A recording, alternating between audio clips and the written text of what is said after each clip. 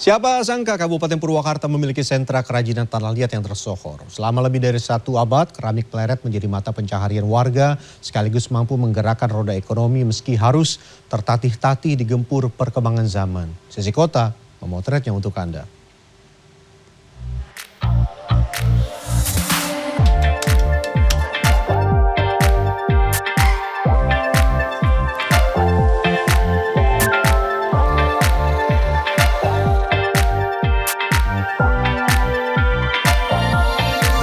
Terletak sekitar 14 km dari alun-alun Purwakarta, kawasan Pleret masyhur sebagai pusat kerajinan dari tanah liat. Di lokasi ini terdapat sentra keramik Pleret yang menjadi salah satu ikon Purwakarta.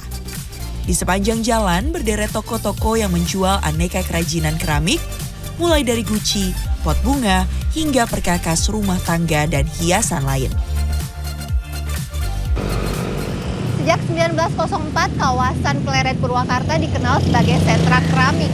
Hingga kini setidaknya sudah ada 4 generasi perajin keramik, baik perajin keramik tradisional maupun kontemporer yang berada di lokasi ini.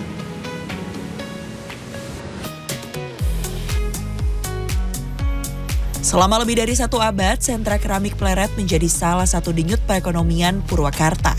Sebelum masa pandemi, tercatat ada 221 unit usaha yang menyerap lebih dari 800 perajin.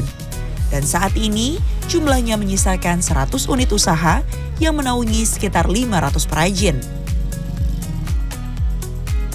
Sempat mengalami pasang surut usaha, para perajin keramik Pleret tetap bertahan untuk memproduksi beragam barang kerajinan. Salah satu perajin, Asep Supriyatna, memilih untuk berfokus membuat kerajinan tradisional seperti pot bunga berbagai ukuran. Ada sejumlah tahapan dalam proses pembuatannya, dimulai dari proses ngaluluh atau persiapan bahan baku tanah liat. Untuk kemudian dibentuk sesuai kebutuhan. Proses pembentukan ini merupakan proses paling sulit karena membutuhkan keahlian khusus untuk membuat bentuk yang indah tanpa celah. Ia pun mempercayakan proses pembentukan keramik pada Haris Supriyatna, seorang perajin yang telah 35 tahun lebih membuat keramik. Tangannya terampil membentuk tanah liat hingga menjadi pot berukuran 20 hingga 50 cm. Nah, jadi dalam proses pembentukan keramik gerabah ini menggunakan salah satu alat yang bernama perbot atau alat putar ini. Dan untuk membuat satu keramik juga bisa disambung hingga 2-3 kali tergantung ukuran yang diinginkan. Keramik yang sudah dibentuk kemudian dipahat setelah didiamkan selama 2 hari. Biasanya keramik akan diukir dengan gambar dedaunan atau bunga untuk mempercantik rupa. Setelahnya keramik akan dijemur hingga kering lalu dibakar selama 24 jam dengan suhu 800 derajat.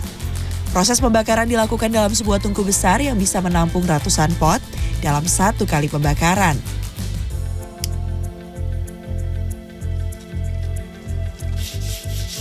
Setelah melalui proses pendinginan, baru masuk tahap finishing, berupa pengecatan keramik.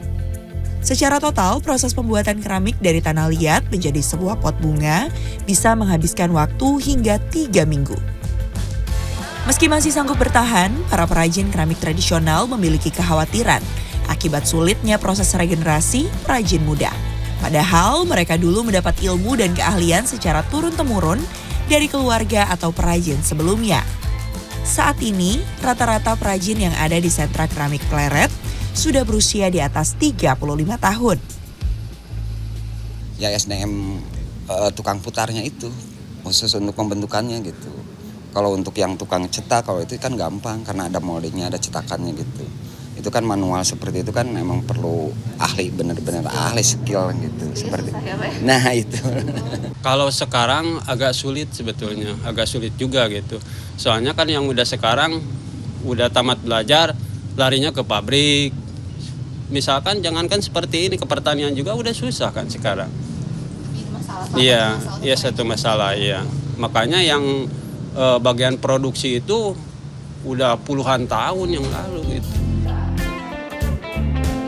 Tak hanya kerajinan tradisional, sentra keramik Pleret juga dikenal memproduksi kerajinan kontemporer seperti hiasan untuk dekorasi dan interior bangunan. Produk hiasan ini umumnya lebih disukai pasar luar negeri. Tak heran, sejak 1980-an pasar ekspor keramik pleret sudah merambah berbagai negara, mulai dari Taiwan, Italia, Amerika, Korea, Inggris, hingga Swiss, Polandia, dan Republik Ceko. Bagi para perajin yang berfokus sebagai eksportir, tantangan utama adalah tetap mempertahankan kualitas produk, sehingga nama baik keramik pleret bisa terjaga. Dari keran ekspor ini, rata-rata perajin bisa mendapatkan omset minimal 300 juta rupiah untuk sekali pengiriman. Bentuknya harus presisi, warnanya juga harus yang disesuaikan. Terutama kalau udah jadi order, itu ada standar-standarnya. Di antaranya ke masalah ketahanan, masalah warna, masalah bentuk sama presisi, juga masalah size. Tidak boleh lari dari acuan. Dengan kualitas dan harga yang bersaing, beragam produk dari sentra keramik pleret masih jadi pilihan utama para konsumen. Mungkin dari kualitas ya Teh ya, karena memang kita udah langganan dari dulu, memang selalu beli dari pleret sini gitu. Memang lebih kuat, tahan lama juga, dan nggak pernah nggak gampang pecah gitu. Sebagai salah satu penggerak roda perekonomian, pemerintah Purwakarta menaruh perhatian besar untuk perkembangan sentra keramik pleret. Meski sempat terpuruk akibat pandemi, secara perlahan sentra keramik pleret mampu bangkit kembali dan memberi kontribusi besar bagi masyarakat Purwakarta. Di atas nggak 20 miliaran. Nah, untuk semua ya yang sirkulasi daripada perekonomian baik lokal maupun ekspor. Tapi barometernya ekspor. Makanya untuk 2024 per bulan Januari aja udah rencana 3 itu udah ketahuan kan, belum 8 bulan ke depan nanti kita simulasi sekian kali sekian ditambah 60%-nya lokal. Sebagai upaya regenerasi, pemerintah Purwakarta berencana terus mengenalkan dan memberi pelatihan secara berkelanjutan bagi para generasi muda agar hikayat sentra kerajinan pleret tak hanya bertahan selama 1 abad saja. Laisa Nisa, Sidki Irfan, Purwakarta, Jawa Barat.